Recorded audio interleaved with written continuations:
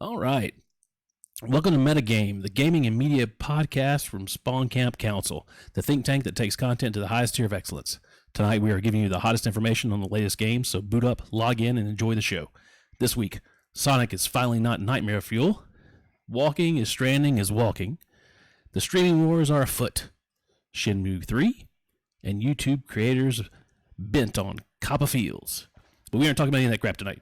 Tonight, I'm your host, Adam 212, with our co-hosts, Old Dirty Robot, and the lickiest lick tongue you want him to choke one out to, Solid Scorpion Z.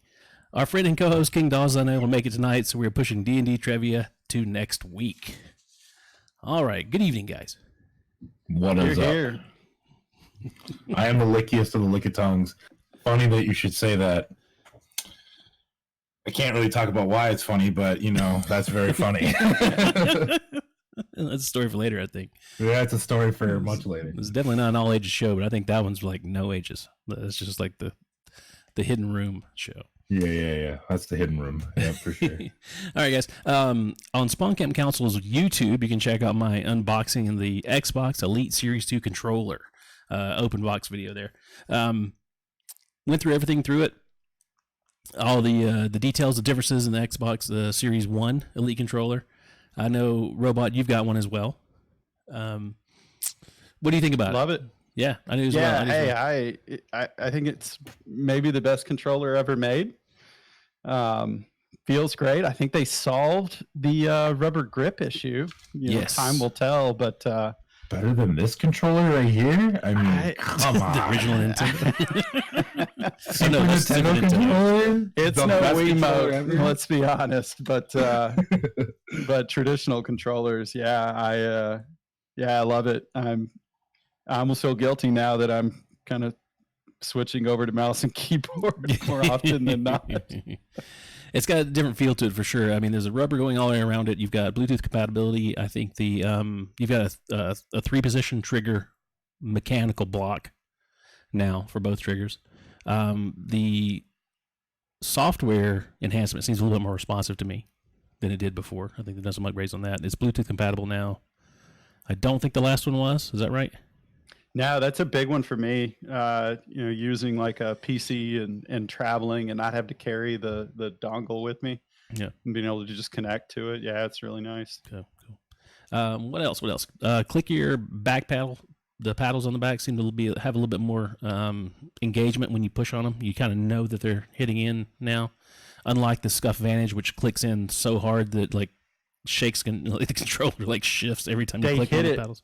Yeah. Just right. It's just firm enough. It's got that kind of tactile response. They shortened up the paddles. I think the paddles are in a better position. I agree. That was a complaint that a lot of people had about that controller, is how kind of easy those were to press. Yeah. And speaking of complaints, I mean, we've had some issues again with the stick drift. There have been problems with people actuating different buttons on this new one, but I've not had any trouble with mine. Have you had troubles with yours? No, I haven't had any trouble, but I've seen the same posts. Apparently, the A button is notorious for ghosting. And it looks like there's some legitimate problems. People have posted videos. There's a website you can go to, HTML5 gamepad test, that you can kind of test the functionality of a controller. And yeah, I mean, it looks genuinely like some people are having problems. But I think that'll happen with any hardware launch. Right. At least Microsoft now is engaged in it, and they're admitting it. Unlike the Series 1, which took forever for them to realize that that leftward stick drift was a big problem for a lot of people. Microsoft is really good at 2.0 products. Yeah, they really are. Yeah, they're doing really great with the this. second Zune, who will forget that? That thing was amazing. I don't think many people remember even the first Zune. Even though it was, I would say, better than an iPod. Because out of the box, it was just a hard drive. It was fucking awesome. Yeah, awesome. And it had an FM tuner. Yeah. Nice. It came in Halo colors. Hell yeah! Not forget that. That's probably the best. It wasn't feature, just shitty white or shitty black. Try and find one of those online. Good luck. God, yeah. No one's selling them because they don't want to get rid of them. Yeah. Is that what it is? Is that what it really is? Yeah.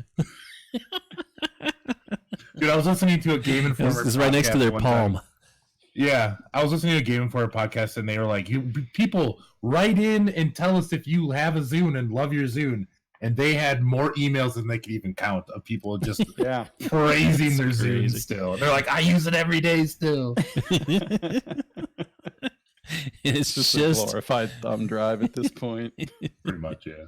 All right. On to Borderlands 3 news, because King Dawes normally covers this. We are pushing the D&D trivia until next week, so when he comes back, or 2 weeks from now, next episode, when he comes back, so you'll be getting the D&D trivia for that. The answer from last time's question, and the next question coming up. Borderlands 3 is generally his area. Did a little small touch on this. There's not a lot of information here. Borderlands 3 Moxie's Heist of the Handsome Jackpot. It's the first true DLC for the game and will be dropping December 19th. Casino Heist on Handsome Jack Space Station. A few details were released, but mostly just hype at this point, so we'll wait for more info on this one. Robot, what do you have for us tonight? Hey, let's talk a little Destiny. You know, I think we all, to a certain extent, some of us have walked away from Destiny, but some of us are still playing. Couple of interesting things over the last couple weeks, 10 days. So a little bit more current. The Undying Mind is here. How about that? Did everybody enjoy the build-up and especially the payoff? I know I did. So if you play Destiny in the tower, Ikora has been constructing this portal, and we're supposed to get it. And if you remember, Luke Smith really talked about Destiny starting to become an evolving world. Is this it? This is the evolving world. I'm worried, but yeah. Each week the portal was a little bit bigger. You know, added a little bit. It was clearly a construction project. They undoubtedly had all the permits to do that. And this was the payoff. So I launch into the tower. I'm really excited. I go up and I talk to Ikora, and she tells me that her and Zavala have already killed the Undying Mind dozens of times, and basically robbed me of my world's first. I cannot express my disappointment. But hey, a lot of people needed it for the triumph. You got to kill it 3 times. If you remember the Undying Mind, it was in D1. Yeah, and loop. Yeah, a lot of people were upset, and I think Bungie whiffed on this one. Yeah. All they would have had to have done is throw an Imago loop in there, a randomly rolled Imago loop, and people would have loved them for it. They would have lost their minds for it. Yeah, and I think this is a problem on multiple levels, and part of it is there's concern about the lack of content in this season. Now, don't get me wrong, this season kind of is coupled with Shadowkeep, but right. This season should be able to stand on its own. And if you think back in previous seasons, there was some degree of payoff for whatever kind of the final thing was. So with Menagerie, there was a catalyst for an exotic. There was even an exotic weapon associated with it. A sword for each class. You know, there was some loot associated with kind of that finale part of that season pass. And even really the same thing for some of the previous ones. Like, we got Jotun and a masterwork, a catalyst in that season pass as well. But this really has no payoff. I mean, it's there's no new loot. The encounter is barely different. It didn't change anything in the other encounters. So fair to say they whiffed on this one? I think so. So I went in the tower. Have you played it? Yeah, I definitely did. I went in the tower, and I was confused. Like, I really didn't understand what was happening. Like, they said, that we've killed it, thousands of times across hundreds of dimensions, or whatever. And I was like, okay, well, that's cool. I unlocked it, and it was just like, the portal is open. I'm like, well, cool. Well, where the fuck is the thing? Like, I was like, where's the portal? They should have put it right there on the right where they constructed it in the tower. It's like, put it right there, just like you do with the rendered forest.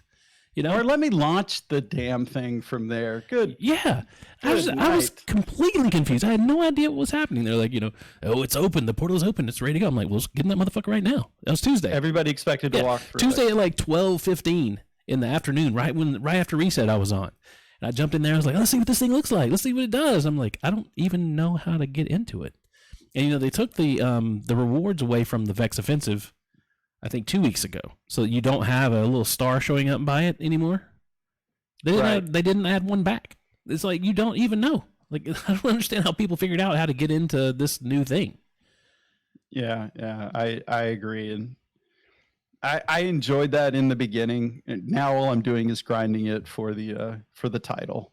Yeah, just for the triumph. And it's getting really, really boring. Yeah. I'm a little burned out on this season. I am as well. Yeah. I think we've got a few weeks till it wraps up, and we'll see what's next.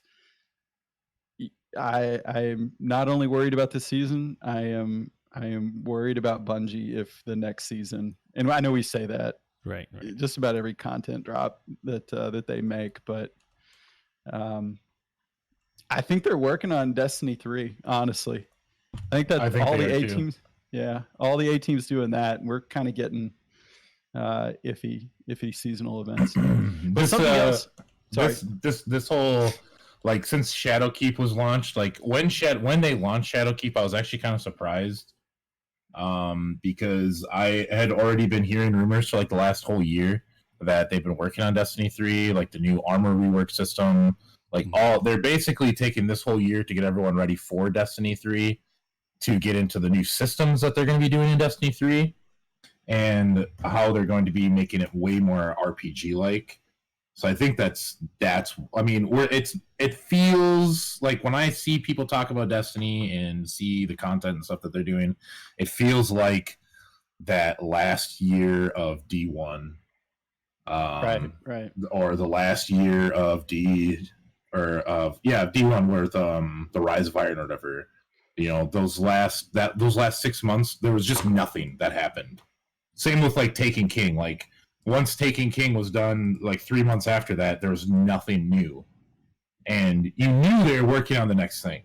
You just knew they were. They couldn't say it because obviously they have shareholders and all this shit. But yeah, I feel like they're definitely working on the next thing, which is fine with me because I wouldn't mind playing something different in Destiny because I still love the world, but I'm never going to probably play Destiny 2 again. Right. Oh, that breaks my heart. That's hard to hear, dude. There's just nothing that interests me anymore. Like it's the same shit over and over and over and over, and there's no new game loop there. I've done the game loop for the last 5 years, and it's boring to me, honestly. Every time I think about Destiny, I'm just like, am I still alive? Like what? Like. When I think about games like Borderlands, when I think about games like Borderlands, and I'm like super excited to go play them again, or anything else, basically. One of the biggest problems with Destiny, what they have right now, is that they've gotten rid of pinnacle weapons. They're throwing in some sort of penny ante weapons. They're throwing in there that's something to grind for, but it doesn't really feel like anything really matters right now. The grind has remained the same. You still have this high level of grinding you have to do to get these certain things, but now they don't really matter as much. They've taken the higher end pinnacle weapons, Not Forgotten, Recluse now coming up, and they've dumbed them down enough, and they haven't dumbed down things like One-Eyed Mask that you can get from any kind of exotic drop. So the things that you really have to grind for and do something impressive for, they nerfed them like hell. The Reckoning Sniper Rifle was pretty terrible. And you still had to, you had to grind at least up to get that. It's very underwhelming, like Poop Shizzle says there. Very underwhelming, and they just haven't kept that high tier of excellence where you can get really cool stuff. They've kept the grinding hard, and that just really falls off for me. Now that they've nerfed those down, they've gotten rid of most of the pinnacle weapons. I really don't care about these new ones. They don't really matter much to me anymore. I do want Randy's. Yeah, Randy's throwing knife, the Scout Rifle Crucible thing. Yeah, I mean, I do want them, but I don't want them enough to go and grind for all that, really, because it just doesn't feel fun. I mean, luckily, Crucible weapons have their own perk. I mean, Crucible is a good time, when you play, especially for playing with friends. Yeah, but the rest of it, like the dungeon and everything else, like I really, we did that 1 week of it, and I just haven't had any desire to go back down there. Yeah, I guess what I really am hoping for is that Bungie is taking notes and is going to incorporate all the systems that we currently have into D3, and that we don't have a repeat of D2 where it is reset to a bare bones game. Right. And I don't see them making that same mistake again. But honestly, I'm ready for D1 Classic. Oh, that would be fantastic. I would love a D1 Classic board. Yeah, throw it all in together. Could you imagine going back and playing D1 like playing it from the beginning to like, you know, just maybe have like 3 weeks to play each portion of D1, like 3 weeks to play up to Dark Below, 3 weeks to play the Dark Below DLC, 3 weeks to play House of Wolves. Oh my fucking god, that would be amazing. I think you've got a bad case of nostalgia. Yeah. No, see, it's a thing. I enjoyed the crazy amount of grinding you had to do and the disappointment day after fucking week after month of not getting what I wanted. I mean, like, I loved that. So you think 3 weeks is going to be enough time to get through that? No. Probably not, but, you know, I'm ready for that disappointment because... dude, if I could play it on PC at 244 hertz, you know, and who knows, 200 frames, say 180 frames per second, D1, I would be so in. The thing that I've enjoyed the most about D2, I'd say maybe in the last 12 to 18 months, was the grind for 1,000 voices. That was the first thing really that took me forever to get, and I was genuinely excited about it when I got it. That painful, hey, I've run this like 30 or 40 times and still don't have this gun. It's, you know, I'm gonna run it with an LFG group 3 times this week just to power just through so it. I can get the keys. And then literally got the gun the last chance I had before Shadowkeep. I had it drop. That's really been, you know, my first like truly excited Destiny moment. Well, there is another thing that happened in Destiny. And I think it personifies disappointment. So a player hit the power rank of 999. A guardian by the name of Bagel 4K became legend. And I think this is a really interesting story. But so there's this whole there's a piece of lore that says achieve light level 999 and defeat Dual Inkaru in a 1-person fire team to unlock the true ending of the Dreaming City. So this kid like grinds day and night, basically just running lost sectors. How fun is that? Yeah, right. And there's 2 people actually, but he just by the luck of, gets a couple of lucky drops and gets to 999 first. And this is where it gets really interesting. He had only run Shadowkeep twice. And because he didn't have time for anything else. Yeah, he didn't have time for anything else. He managed to get a catalyst. So he reaches out to sectors though, like geez, that's like a 5-minute. It's not even a 5. That's a 45-second loop. Yeah, like 18 hours a day. Oh. he had to have been botting. There's no way. How would you bot that? But yeah, I get it. It is insane. Dude, you can bot anything. It's crazy. He reaches out to a streamer, Glad, who's kind of the, he and a few others do the 1-man raids and 2-man raids and that kind of stuff. And he asks Glad to get on his account and run it. And Glad, it turns him down for whatever reason, but says, hey, I will walk you through it and I'll stream you. So I watched a little bit of this stream. I have no idea how this kid even plays Destiny. It was painful to watch Glad walk him through the Shattered Throne. I mean, wow. He reminded me of the person that you run the raid and they just never get through the jumping puzzle. And we've all been that person, to be fair. So it turns out, false. Not you. I'm not surprised. Nope. Master Jumper. Warlock, always. Warlock Masterclass. Blink across that shit. And he finishes it and nothing happens. Absolutely nothing happens. He gets a tweet from Bungie. There's a little bit of excitement. Yeah, that was about it. So they knew he was doing it, I guess.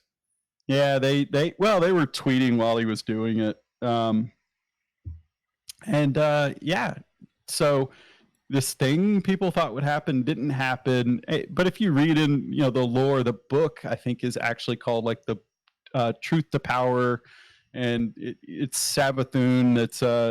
It's from her perspective. Savathun is kind of the trickster in Destiny, so people aren't surprised that this is a lie.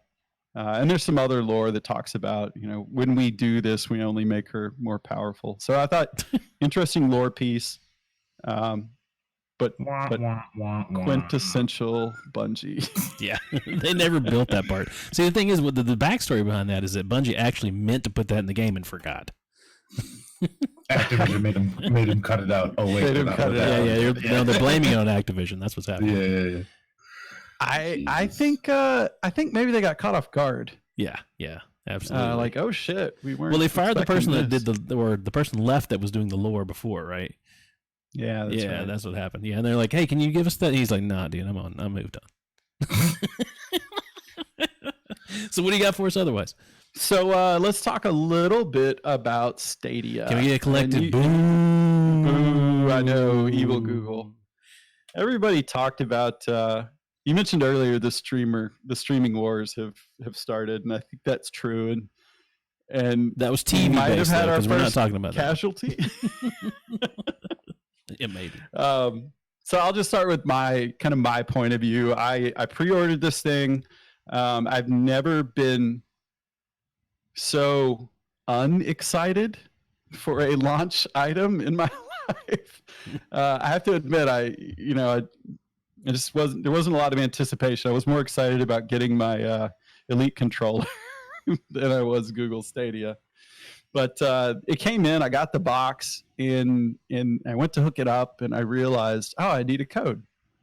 That's right, they were supposed to email me a code. I checked my email and no code. And then I looked on Twitter, and there was a shitstorm. So apparently everyone who got their box didn't get their code. Which, fucked. It is kind of fucked. Why would you not put it in the box? Because they don't have the capacity. They wanted to limit capacity. I think they really want to limit capacity on day one. I mean, right. Robots can only do so much, man. Yeah. And so the other thing is that, so you had that experience. Now, I know for a fact that I ordered mine before you ordered yours. You did. I did. Adam orders everything like seconds after it's announced. Yeah. So stay up on things. That is a true story. I know that I ordered mine before yours by at least 1 hour. Probably not more than that, but at least an hour. I still haven't gotten mine. Mine's shipping out today, and it's supposed to come in the next 3 to 5 business days. Now, I've got my code. I've signed on to the app. Download the app. I've signed on to Stadia. I've got my name, everything. I don't have my equipment. It's do you know the fun. Where is it shipping out of? Do you know where it's shipping out of? I live in Boston. Everything is right next door to me. Like, I can get Amazon. Like, if I order something right now on Amazon, it'll be here in 2 hours. I mean, because just like speaking for like Google shipping shit out, through Spotify, they offer up a free Google Mini, like Home Mini, right, to Spotify Premium users, and I got randomly picked as one of the recipients for it. It shipped out Monday and was to me today because it was in Carroll Stream, Illinois. So they have places all over the place. So I'm just wondering, maybe I'm in a major metropolitan area. I think mine actually shipped first. Mine physically shipped first. It did. Okay. And I'm telling you, I've shipped stuff to him. And I've shipped stuff to him. Date. It takes a while. Your date was, we compared them like sometime last week, and your date was definitely further out than mine. So this is a common theme. I looked at the Reddit, and there's a shitstorm on Reddit. Surprise, surprise. Has that ever happened? But there's story after story of people who ordered theirs like a month ago, like right before they closed the orders, that have their Stadia, and they also have been able to reserve their Stadia name, and that was one of the biggest selling points of this whole thing, was that you could reserve your name on Stadia. You know, the dream of like, I'm going to get the name John or Todd or whatever it is. And Fart Snatcher, yeah, 420 no scopes, which by the way was taken. I did check on that one. Did you try XX420, XX no scope, XX420, XX? I tried some versions of that. Wizard Sleeve was also taken. You should have tried Wizard Sleeve TTV. Right. Yeah. I was kind of surprised. So apparently a lot of people are thinking the same way. But people were able to reserve their name before people who pre-ordered it the day. Man, you can't treat your early adopters like that. No, that is that's a problem. That's bad marketing. So we'll see how this turns out. You know, from the actual service standpoint, results may vary. We talked about this, and I think some of it is internet. You can elaborate on this. Yeah, are you not able to even log in on your computer and play it though? Like, aren't you able to log in on your computer and just play the games? Yes. So there's a bunch of you have to be definitely in the Google ecosystem to make this work. Mm-hmm. And I'll talk a little bit about that, but right now it's either you use the Chromecast Ultra adapter it comes with, or you have to have a Gmail account, which most people do, but some people frankly don't want it, and that shouldn't be a gateway to getting into this product is having to create. Yeah, Microsoft used to do where you had to have a live account. You had to have a @Live or @Hotmail or @Outlook, which they changed that completely now. So right. So people are frustrated with kind of the hoops you have to jump through to get it set up. I have not set mine up yet. I didn't get the code until later this evening, and I'd already moved on to other stuff by then. But I'll set it up. I don't doubt that it works. I think this technology has come a long way. Mm-hmm. Were you in the beta when they did the beta last year? No, I was not. Okay. I have played these kind of services before. I mentioned this earlier. I played OnLive when it came out. That was hot garbage, but a novel concept. I did the one for EA, and it felt fine. And everyone that I know and trust and have used it, you've used it, have said that there's latency, but it's not bad. It's definitely playable. I'm not worried about that part of it though. Mm-hmm. I'm more concerned with the model that Stadia's got for this thing. I could see either the model changing, or maybe them getting out of this altogether. Today was a good day for XCloud. I have no doubt they were sitting back watching this. Oh, I'm sure. And enjoying it. So a couple things about the games. When they talked about this, and I think they overpromised on a lot of what Stadia does and is capable of, because there are already features that didn't ship with it per se. But Destiny 2, the port of it runs on medium settings at 1080p. That's what it runs on the server. And it, honestly, it doesn't take much to run Destiny on medium at 1080p. You need a little bit better computer than a Chromecast, but essentially what I'm using. Not much, and it's very playable at that rate. But their promise was 4K HDR, and you felt like you would lose a little fidelity just by streaming. But it was that promise of 4K 60 frames per second HDR, and people are finding that it's not quite hitting that mark, and that might be an unrealistic expectation, frankly. I would think so. Yeah, that seems a little bit much. And it may have been just conjecture, but the idea was, hey, it'll be on this server. This server will have hardware way better than you could have on your computer. It'll run the game way better. And you'll have instant on access, and like I said, 4K HDR, and it's 1080p medium settings upscaled, and people are concerned that it's not even hitting 60 frames per second. Yeah, that's unfortunate. It's not even 60 frames even at 1080p. No. Really? What are they? So here's the problem. People are kind of guessing at this, and I watched some streams with people who had it last night, and you can't really put a frame counter on it. Okay. Fraps doesn't work. All your traditional frame counters don't work. There's some frame counter options built into Chrome, but for whatever reason, it's not counting it. It's showing like 3 frames per second, which is clearly I have a reason. clearly wrong. Yeah. So in other words, we're gonna have to like speedrunners do is take the video and literally watch it frame by frame and figure out what's going on. Yeah.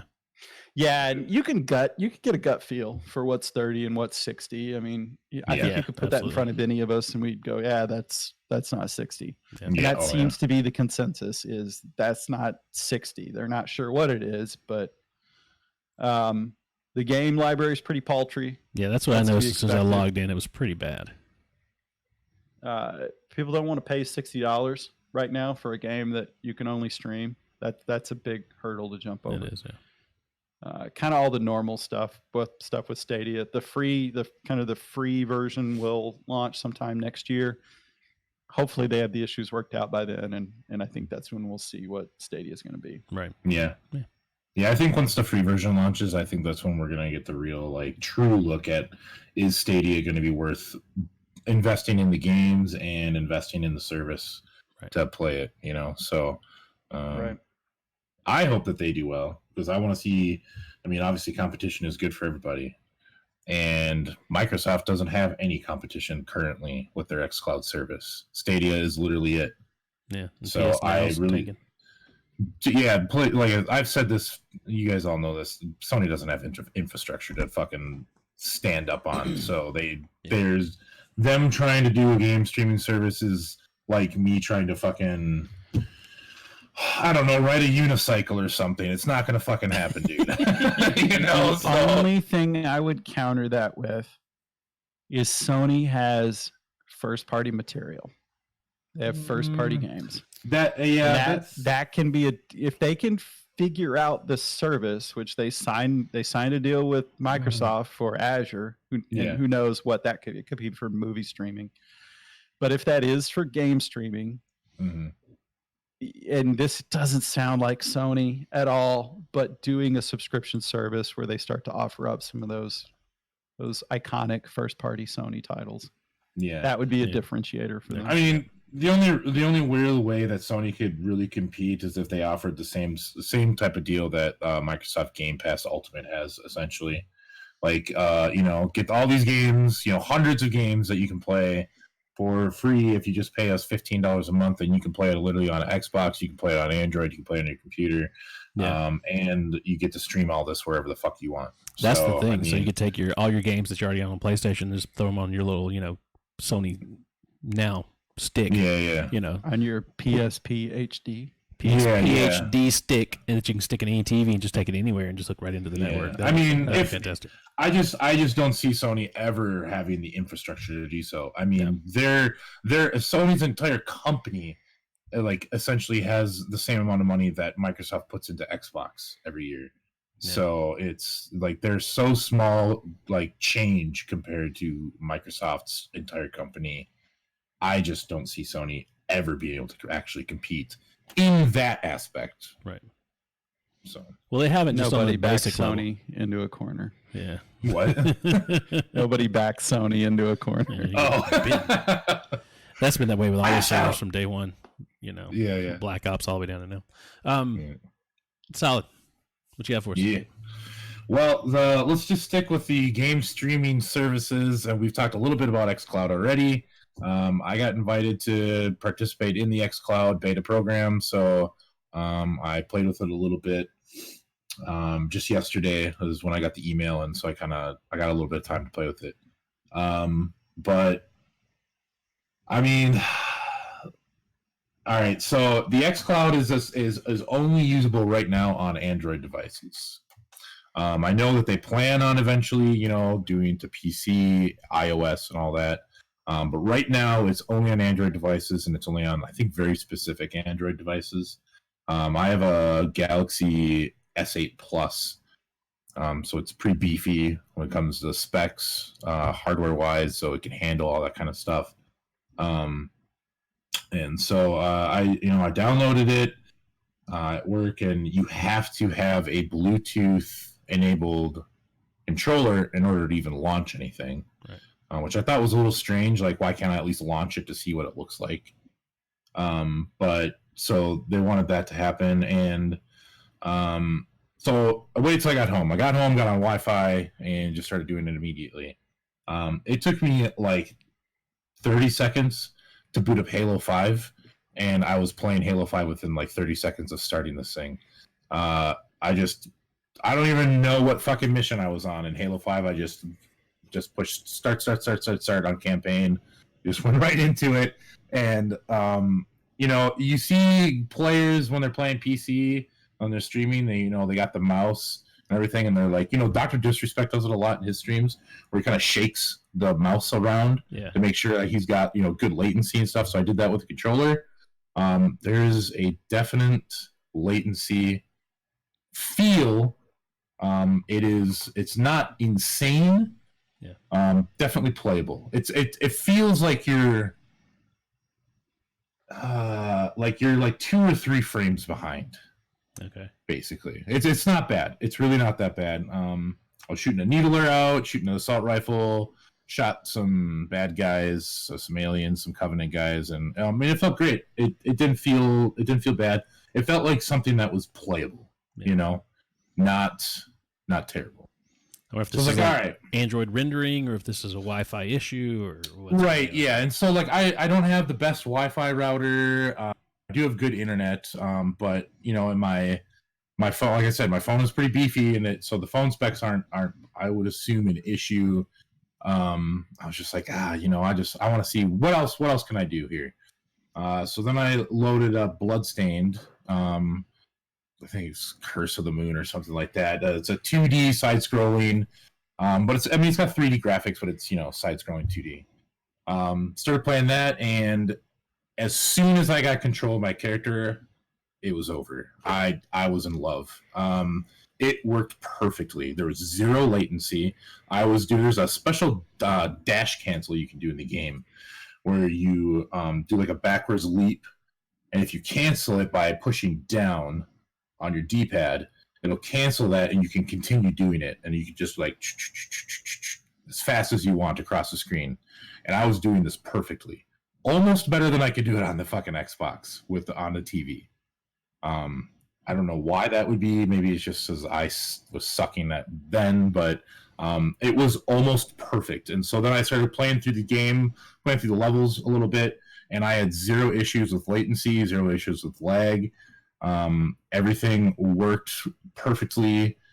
I never had a moment where it like lost me or anything because of Wi-Fi signal or anything like that. Nice. It was fantastic. Now, what was your experience comparatively with Google when you played Assassin's Creed Odyssey? Assassin's Creed Odyssey, the only time I ever experienced the latency or lag was the very first time I booted it up. Okay. And I'm playing this on a fucking potato PC, you guys. Like, okay, I have an NVIDIA 710, GT 710 from like 2008. I have a i5 2500K. This is a garbage PC that I use right now. And I was still playing it at 1080p, 60 frames a second with literally like no latency lag at all. Like similar experience with the XCloud right now, I guess. Very, very, very similar experience. I'd say the XCloud feels a little bit better than the Google stuff. Okay. That's what I'm saying. This isn't a technology issue. No, this stuff works. Yeah, the stuff fucking works. The stuff works. Mm-hmm. It's going to come down to model, and I think there will be room for multiple people in the market. Mm-hmm. But it's going to come down to model. How do people push this out? What content comes with it? Because it's pretty clear that outside of the crazy stuff you hear people say, like you mentioned, I went in the subway tunnel and it stopped working. No shit. Like if you like anyone here that follows me on Twitter knows that I'm very opinionated and I will call people out on their shit. I have read nothing but negative fucking reviews about all these game streaming services, and I hate every single person that has written these articles. They're all just idiots. They all treat this like this game streaming shit is supposed to completely replace what I'm doing in front of my TV or me seeing from my PC, and it is not. This is a supplemental thing that they want people to get into. Though I understand Google, when they announced Google Stadia, they were treating it like this is going to be the replacement. Console killer, yeah. Yeah. I understand that whole controversy and that whole stance, but use your fucking head. This is not going to replace traditional gaming within the next year or two.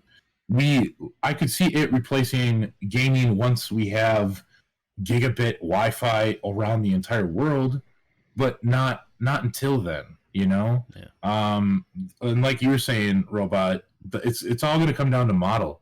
And as it stands right now, Microsoft has the best model, period.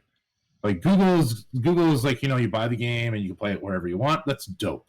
That's super cool. That's going to work for a lot of people. Microsoft, though, you pay them $15 a month and you have a Nintendo Switch. Guess what?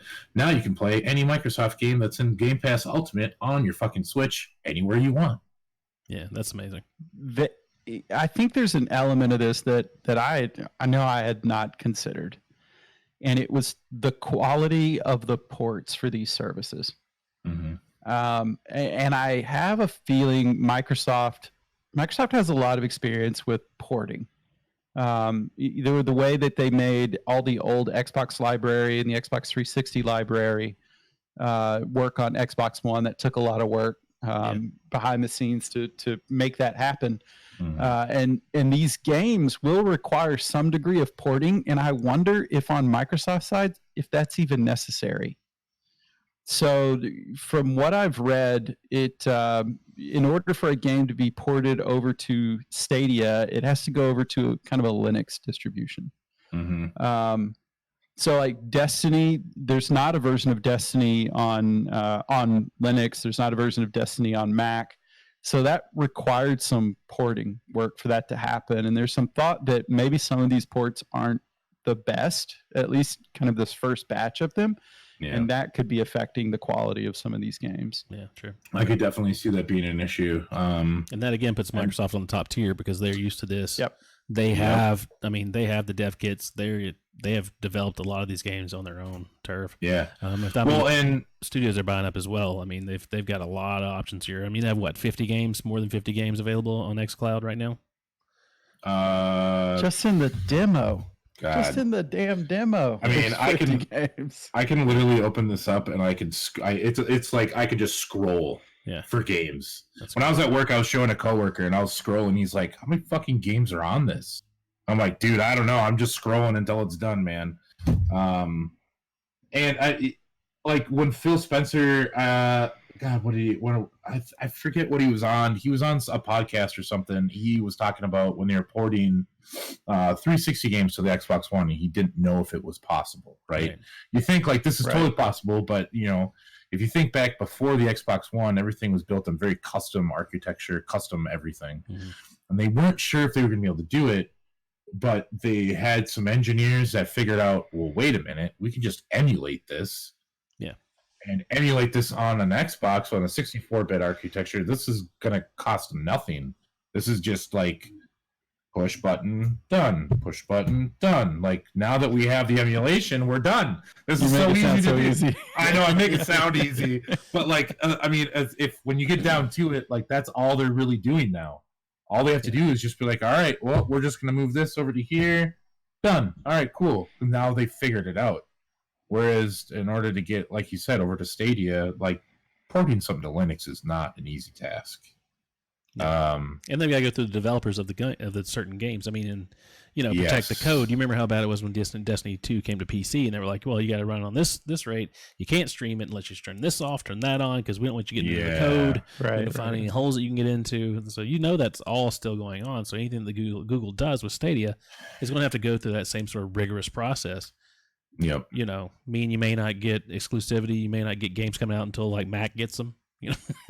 Things like that. Where it's yeah. So I'm blaming Destiny's piss poor season on Google. Reporting to Google.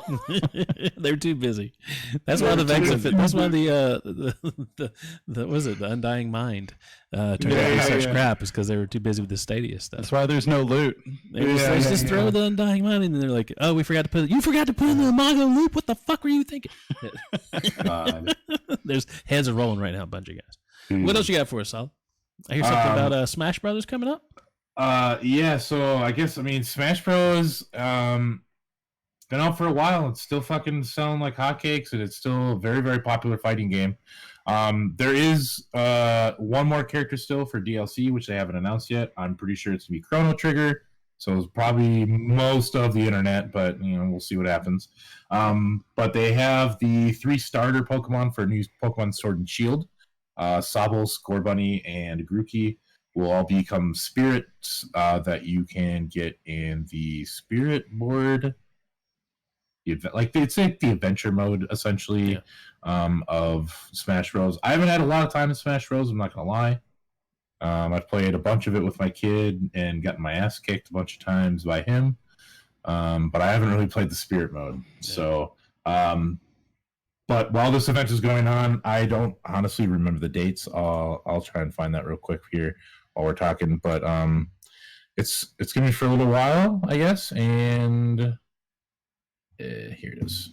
They're not permanent. I don't know. I don't think that it's themselves are like. I think the thing is permanent. Let's see here. Event and it runs for 5 days. So it starts on November 22nd, which is Friday, and will run for 5 days. I think once you have them, you'll just have them. Okay. Looks like let's see here. We got 4 new spirits. We have the 2 legendary dogs that are in there, Zacian and Zamazenta. Yeah. Grookey, Scorbunny, and Sobble, Corviknight, and Morpeko. Morpeko is that one that they kind of showed off that like when he's not hungry, he's all happy-go-lucky, and when he's hungry, he's all mean and angry, and he changes types or something. But so that's basically happening in Smash Bros. And if we're sticking with the Pokemon theme, that did come out. Came out last Thursday at midnight. Yeah, Thursday at midnight. Eastern. Robot, you got it as well, didn't you? Yeah, I've got it. I'm slower than you guys are, but I'm doing my best. Okay. So I beat the game. Adam, you've beaten the game. I beat the game today. You beat it today. I beat it last night. King beat it, obviously over the weekend. Another buddy of ours, Revelation Z, he beat it like the day it came out or something. Those guys are King and him have been crazy. Like we have a Discord channel, and these two are just fucking insane. Yeah. But so let's talk about this. This is probably the most polarizing Pokemon game the world's ever seen for no fucking reason. I understand people are mad because it is the first full console release Pokemon game. Mm-hmm. It's the first main console release Pokemon game, and so they expected Breath of the Wild Pokemon, but we don't. It's not Breath of the Wild Pokemon. It turns out it's a Pokemon game. It turns out it's a fucking Pokemon game, guys. Who knew? Imagine that? Yeah. Just my personal thought is that this Pokemon game is great. I absolutely love it. There are some small issues with it, like frame rates and stuff. And it's missing obviously over half of the national decks not being in there. But when you think of how small of a team that Game Freak is maybe a couple hundred people, whereas a game like Destiny by Bungie is a couple thousand people. And it's part of Game Freak's personal motto is to keep it smaller and to be more concise, be more, very one vision is what their company is. So I can understand why they're not going to have, all these take from 360p models and turn them, over 1,000 Pokemon, 1,000 different Pokemon, plus the new Pokemon, and upgrade all their animations to 1080p, upgrade all the resolution to 1080p, all the different moves to 1080p. There's a lot. Well, let me just be the bad guy here. A lot of fucking characters to put into one game. So everything I've read has been like, they bragged about it being all new animations, all new characters, and pushing it that way for all new Sword and Shield. It's not. The wireframes are almost identical to Let's Go, and even some before that. The animations that they put on them are not that fantastic. There's not a lot of difference in a lot of the the animations in a lot of especially the older Pokemon from what I read. I thought Dexit was the controversy. Well, that's the biggest controversy, but that's just people being. That's just people. I thought crying. I completely missed it. Yeah. No, that's just people crying. Them saying that's been months ago when they just said that we're not bringing our Pokebank or our Pokedex from the other games into this. But that's people need to get over that because that happened a long time ago. That announcement was what 6 months ago. Have they come out and said they won't do any DLC or they won't be adding Pokemon? No, they're adding over time because we've had games like that. They have never come out and officially said they are not adding DLC to the game, but there's a lot of data miners, and data miners have found sprites for a lot of Pokemon that are not currently in the game. Yeah. So it's thought that in Omega and Alpha, Sapphire, Ruby, or whatever those are called. There's a lot of legendary Pokemon that weren't available in the game until months later. They'd come out during special events, and then they'd just be in the game. Right. So there's a lot of people thinking that, hey, like my favorite Pokemon, Blastoise, isn't even a fucking option in the game. And there's sprites for Blastoise, there's sprites for the whole Squirtle family. Same thing with the Bulbasaur family for a lot of these starter Pokemon. From different versions of different games. So it's my thought that they're probably going to just slowly release those out as they finish the models and as they finish animations and stuff for all that. And they gotta get people into the new Pokemon. The thing that people are crying about this whole not having all the Pokemon in the game. Well, what happens when you have all the Pokemon in the game? You just go back and play with all your favorite Pokemon, and you don't even experience the new Pokemon. That's exactly what I did in X and Y. It's what I did in Sun and Moon. I just used my basic team from all the Pokemon games and just continued playing with them. Right. I didn't really get into the new ones. Now, I'm kind of forced into a corner and said, all right, well, I have to choose some of these Pokemon. And I'm really, really enjoying them. Well, they also got online tournaments where you kind of have to, people are going to learn fast, but everyone kind of has to relearn with all the new stuff, what's the meta and everything else. And if you're going to have online tournaments, you can't just have people, who've been in Pokemon forever come in just wasting everyone completely because they know what to do and they know how to run it. And the Pokemon Home is coming in next year. I think I heard March, but I can't remember if that was March was correct, but definitely 2020. I think it's they said just early 2020. Okay. But yeah, I think they might have even said spring. That's going to bring in the Pokemon Go. The Let's Go Pokemon stuff, that'll all come over. Whatever you've collected there can come over. Yeah. So, correct me if I'm wrong, but I thought Let's Go was really kind of the first Pokemon game that could be updated like a live game, and I guess that's where I could see this going. There's sprites in the game currently, but it's a live game. It can take updates. So I could completely see them. It can issuing patches and but adding to the deck. Again, you got to remember, Game Freak is a small company. They make other games as well.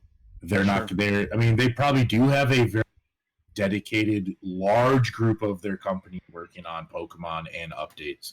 But I would assume that they're probably already working on the next shit. They've got like 3 or 4 games that they're coming out with in the next year or two. You could do one a year and sell both of them.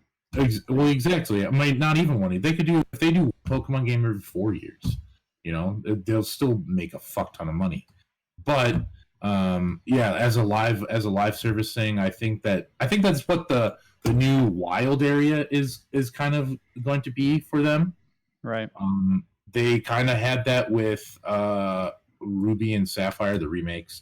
You could kind of fly around to these different islands, and in these different islands would be different portal events to fight other Pokemon, like legendary Pokemon from other games.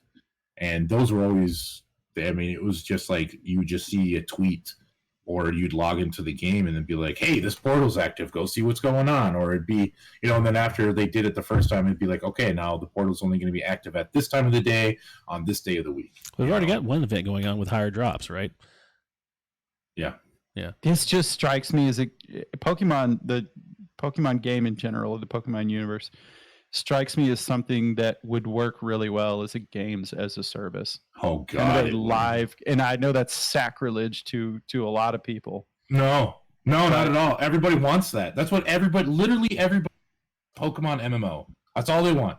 Everyone wants to just be able to log into the Pokemon game.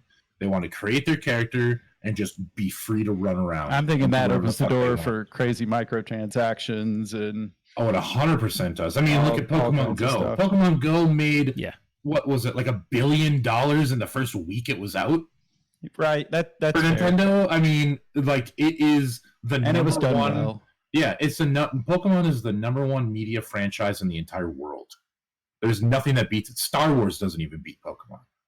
And Star Wars has been around since what, fucking 1970s, late 70s, yeah. 73. So I mean, Pokemon is insane. If they made a Pokemon game that was completely open world, you just ran around the entire like Pokemon universe, it would be it. But then that's it for them, right? Then they can't. Then it's like, why would you ever go back to anything else? And they want to continue making new RPGs, obviously, So right. I don't think we'll ever see that, but I feel like I was saying before, this new wild area that they have.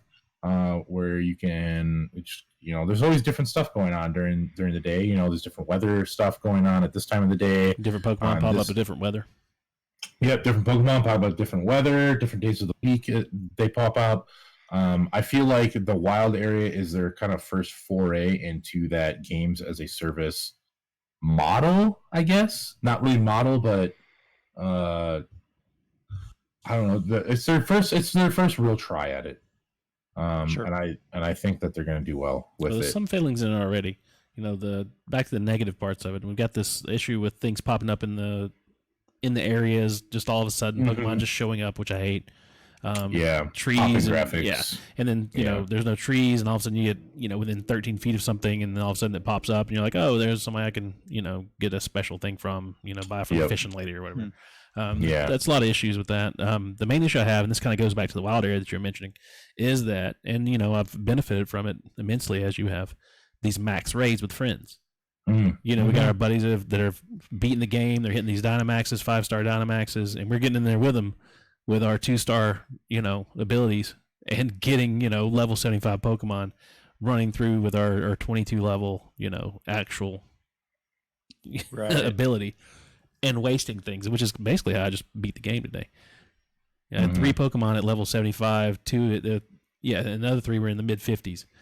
Because it was candies, right? Yeah, exactly. Experience candies. Candies that we got from doing these raids with friends, I think broken. I think a big oversight on their part was allowing people to participate in the max raids. Yeah. Because like at the end of the game, spoiler, at the end of the game, they tell you, hey, there's these raids you can go to. Like, they literally tell you, like, this is what you should be doing now. Like, there's Dynamax Pokemon popping up everywhere. Go kill them. Like, go take care of them.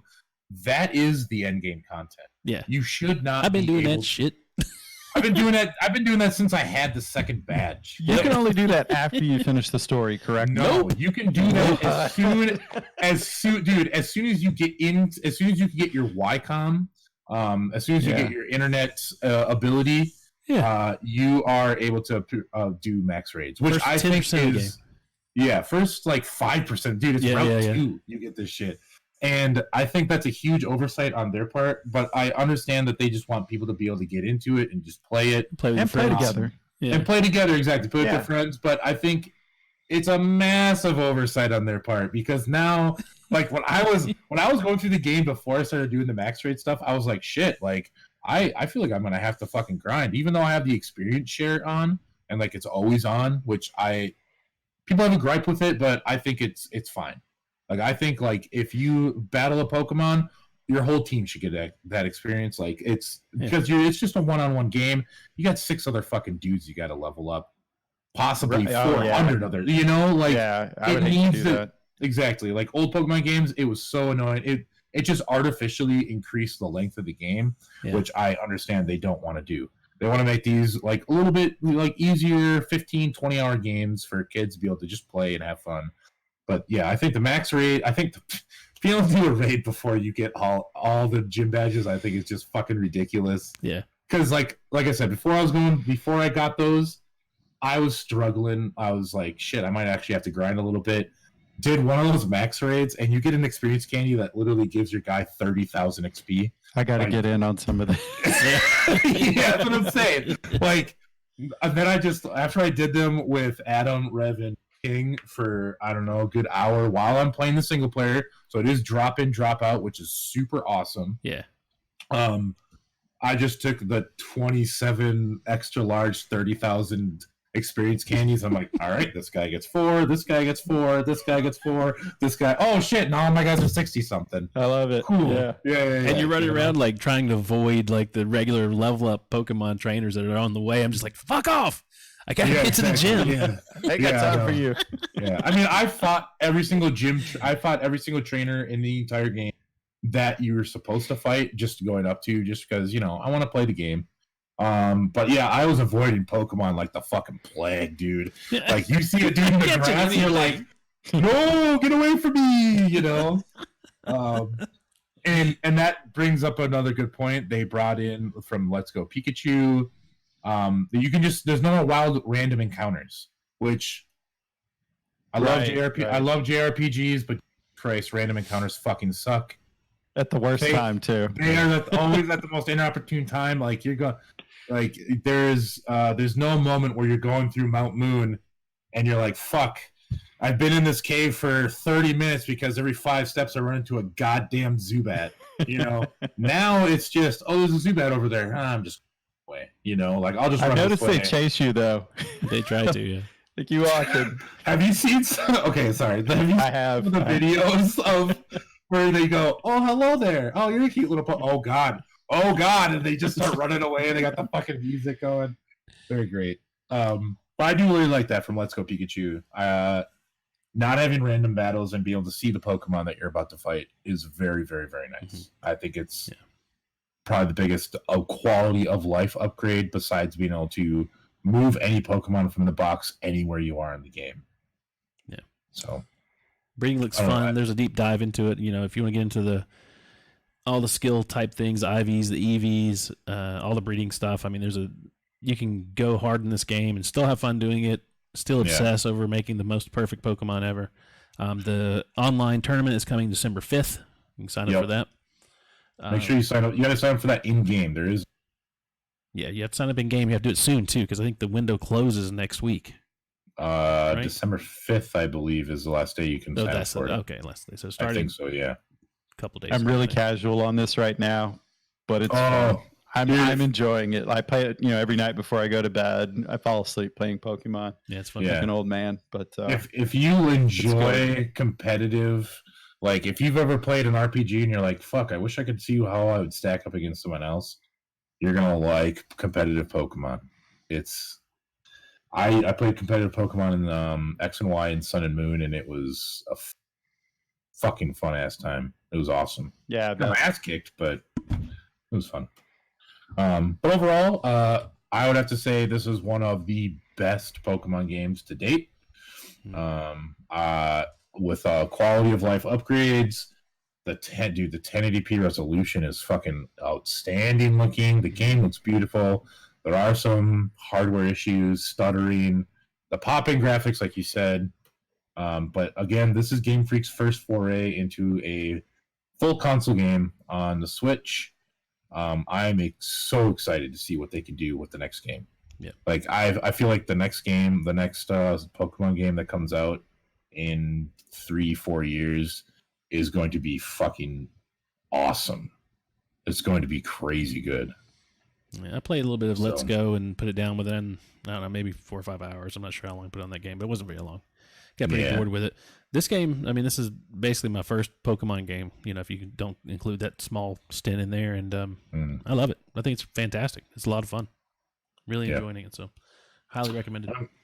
And it's crazy because like you're getting people game just because it's on a home console and lots of people are playing it. You're getting people into this like you guys, like that. I don't know, Robot, if you've ever played Pokemon before. I played them when I was a kid, like on Game Boy Advance. I never went super deep into it. It was never my main game. Right. But yeah, it's a lot of fun. It's filling the void of some other games that it's rare that I get torn away from Destiny. And this is nice. Doing it a little bit. And it's nice too because it's on the Switch, so it's like you can just turn the handheld mode and be like, oh, someone's watching TV. Just play some fucking Switch instead. I think people do the Switch totally different ways. I am 100% handheld mode. Yeah, I never play the Switch. My kids play it on the TV, but I am 100% handheld. Yeah, I like the handheld mode the best. It's very Game Boy for me. You know, I've had a Game Boy. I had a Game Boy when I was like fucking 6 years old. So I've always had a handheld system, and the Switch really fills that gap for me. It's pretty fucking awesome. I will still say though that Gold and Silver is definitely still better. The end game content in Pokemon is not great ever. Like, don't let anyone ever tell you that the end game content in Pokemon is good, because it's not. It's just essentially just mindless grinding, battling over and over and over to make the perfect competition team, which some people don't like. But the journey to that point is a lot of fun. So if you're not into like the super competitive part of Pokemon, there's really no end game for you. I'm sorry, but it is a fun collecting game, and like I said, collect all the fucking dudes. So. All right, very good. You got anything else for us tonight? No, that is it for me. All right, guys, good job tonight. Where can you find you in the real world, Old Dirty Robot? Old Dirty Robot on Twitter. It's been a good week. How about you, Solid Scorpion Z? Same. You can find me on Twitter, Scorpion Z. Once in a while, you can find me here on Twitch streaming. I haven't really had a lot of time to do so, but I'm hoping to get back into that soon. All right. You can find me on Twitch, on Twitter, on Xbox, PS4, I don't know, everything. Pretty much everything. Stadia? Steam, Stadia soon, yes. Stadia, all is Adam 212. You got it. All is Adam 212, so you can find me all over the place doing all that stuff. You guys want a game? Come on over. Thank you, everyone, for watching and listening to MetaGame. This concludes our cast. Check us out in 2 weeks for our next episode. Until then, remember, Steel wins battles. Gold wins wars.